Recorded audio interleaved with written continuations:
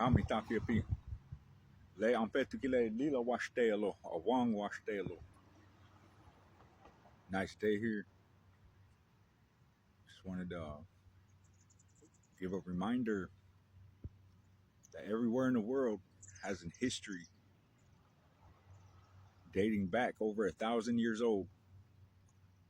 China, Asia, India, all of Asia, all of Africa, all of Europe, Poland, Scotland, Ireland, England, Wales, they all got history.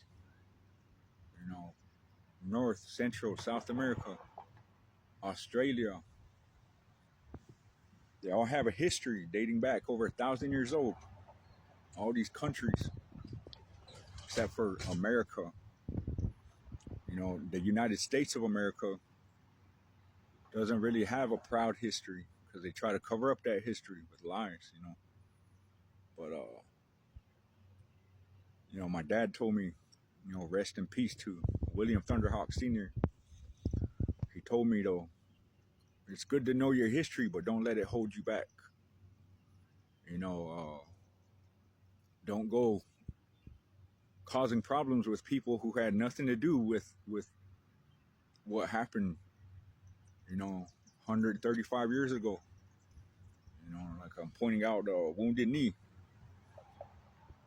massacre, where 23 Congressional Medals of Honor were given to the 7th United States 7th Cavalry.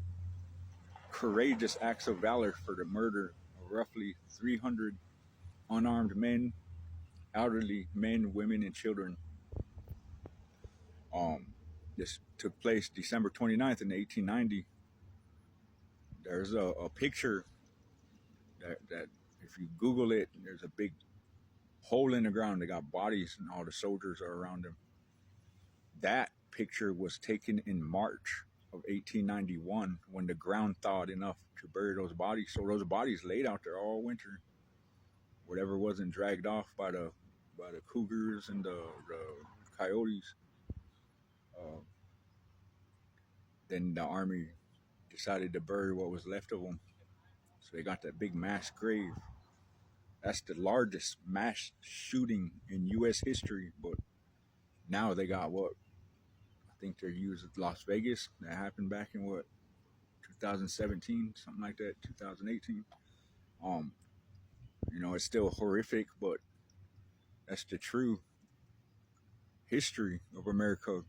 Largest mass shooting, but they don't say that because they don't want to hold themselves accountable. Moving forward, though, I'd like to teach my children to, hold yourselves accountable for one, and two, some of these things we have to accept and move on. Like the 1890, I've raised awareness, not to make people feel guilty or not to promote hate and disconnections with each other, but to raise awareness to the truth. So the United States, its history is Native history, but people don't understand that and they don't accept it. So, a lot of people I know on TikTok, they were saying that the Hasapa people, the black community, were the original natives, and going all of this and that. But that's not true either. The natives back then, they took away the runaway slaves and they interraced with them, had children with them, and accepted them. That's how the Afro-Indigenous American came to be. I have relatives who are part black, relatives who are part Mexican, relatives who are part white. I myself have some French, Canadian, I think. I don't know if it's Canadian, but French for sure. In my leniency. But yeah, just not to let the past hold you back. And you know how I did that was I was getting angry. You know, I know alcohol had big effect on me. I'd get drunk and start raising hell in the bars, get kicked out of bars, and pretty soon go to jail. And man, it's not good. So that's how you let the history hold you back. So for one, if you do drink, uh, drink modestly, have your fun, enjoy your young lives, but don't get too involved in it because there's a be time where you're not going to be able to get out of it. I barely made it out. Still struggle with it every now and then, but just remember the Sundance way of life and the way of the Chanupa doesn't mix with alcohol. Another thing I want to say is that uh, they said that the Chanupa, the way of the pipe, can take you higher than any drug or any drink can. So that's why they don't mix that with the peyote ceremonies.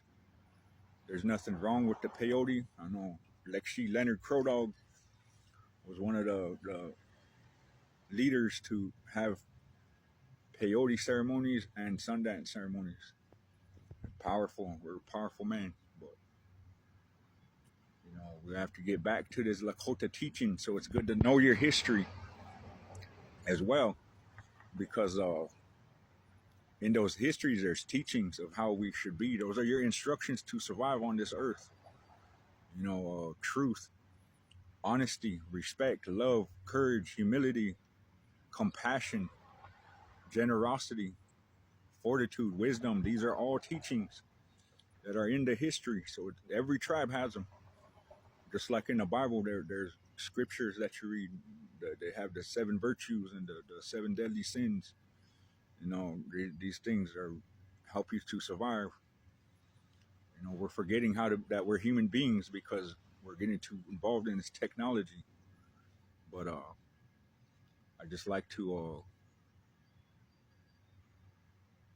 extend my the wisdom I've obtained through life, meeting different elders, reading different books. I was told by a friend of mine, read those books because those are people who live these lives, and they're writing them down for others to follow. So if you're Native American, one of the best books to read is "Bury My Heart at Wounded Knee." That basically explains the first interaction with the U.S. American government, and the second one for Lakota culture. A lot of people know this one is Black Elk Speaks. There's many other books too, but that's for the Lakota way. And if you're not Lakota, do your best to learn it, but don't use it for your own benefit. You know, don't go carrying a chanupa trying to bless people for money or bless people to get women or gain some type of notoriety. That's the most powerful medicine men are poor. They live in little shacks. You know, they have very minimal. Those medicine men are gone these days, but there's still some out there who still live in trailers and they live bare minimum. You know. Anyway, wanted to share that. Learn your history. Don't let it hold you back. Learn your culture because they're life teachings and to survive on this earth. Aha. Wopila tonka hechalo dokshake.